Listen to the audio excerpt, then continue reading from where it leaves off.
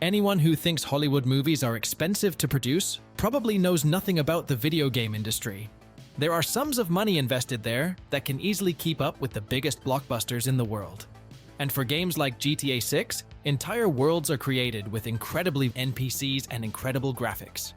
In this video, we want to show you how the most popular video games of our time are created thanks to modern technology and the incredibly complex processes required. We'll start with a game that everyone knows and everyone has probably played at least once, namely FIFA. Although it's no longer FIFA but EA Sports FC, with over 11 million active players and several billion euros in sales, the football game has been at the top of the gaming world rankings year after year. Trying to bring the game to life and make it look as real as possible is now the job of over 300 employees.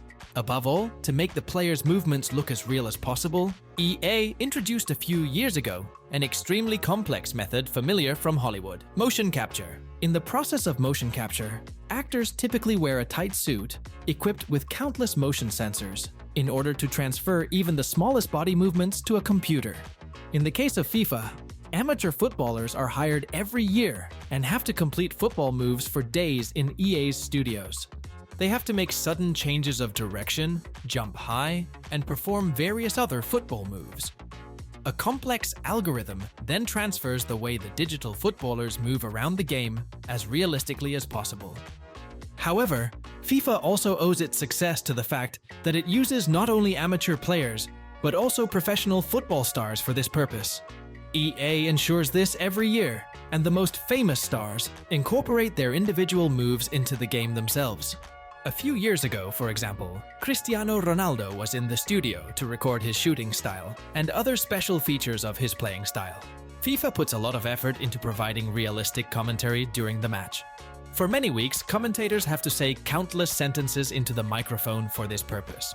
In fact, sometimes a sentence has to be said several hundred times before it is finally perfect for the next game. We'll stick to the topic of language.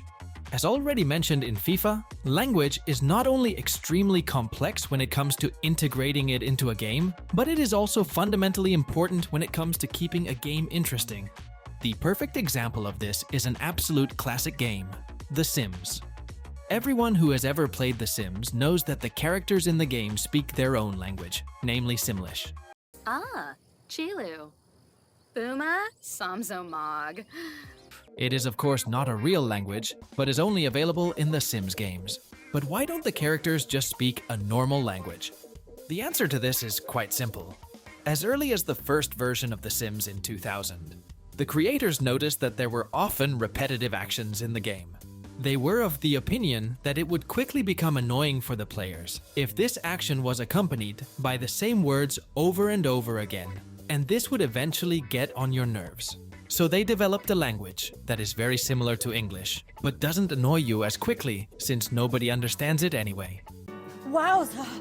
Oh, gooby lava! The dubbing actors were given the challenge of inventing new words, and more importantly, just saying something into the microphone based on their feelings. So not only did they create a global language that you don't have to translate separately for each country, but they also made sure that familiar songs, for example by Katy Perry, appear in a completely new form.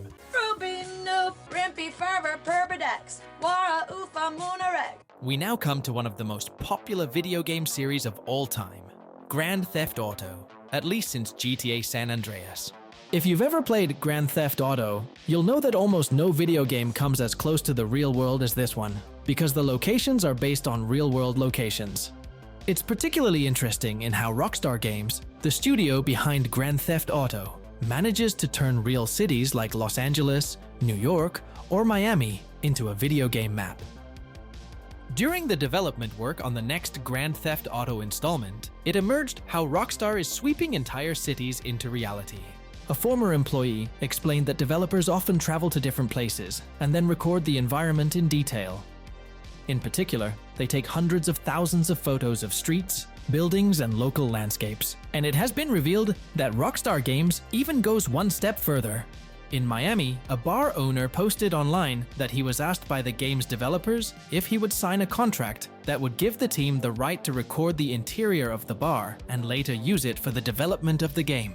Even if it's a giant undertaking, the method of visiting real places offers a huge advantage to the developers. It makes the world of Grand Theft Auto as realistic as possible, because small details like power cords, the layout of trash cans, or even the location of tables in restaurants are nowhere as real as they are in real life. While Grand Theft Auto never replicated cities with absolute accuracy, but always created a slightly modified and significantly smaller version of the real city, in Grand Theft Auto 6, this realism has been taken to a whole new level because, as this YouTuber showed, the city is now so close to the real Miami, with countless buildings, parking lots, bridges, and streets carried over one by one into the game.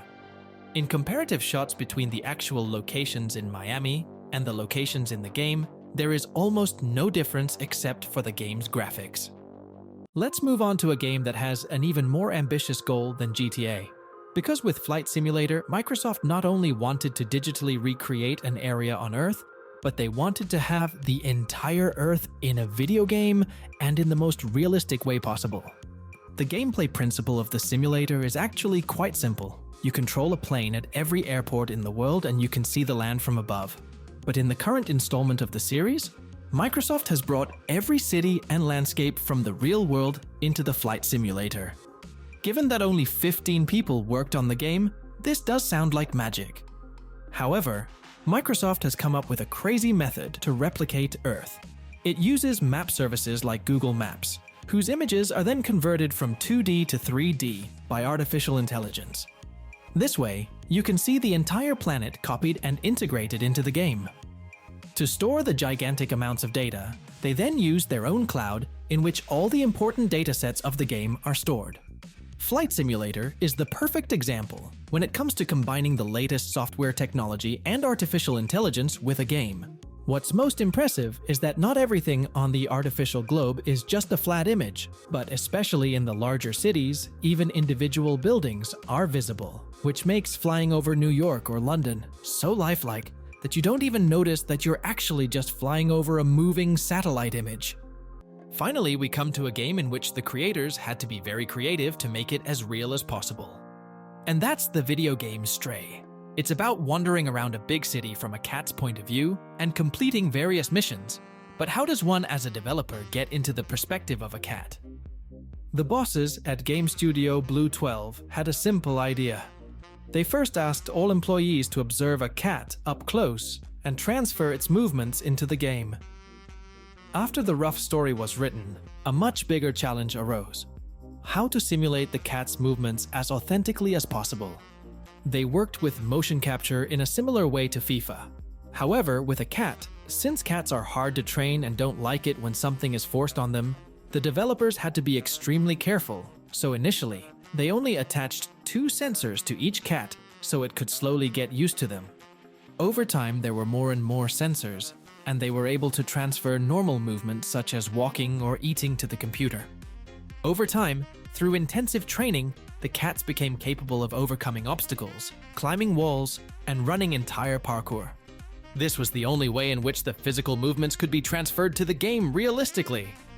That was our video for today. Leave a like and subscribe if you found it interesting, and see you next time here at Wise Fool.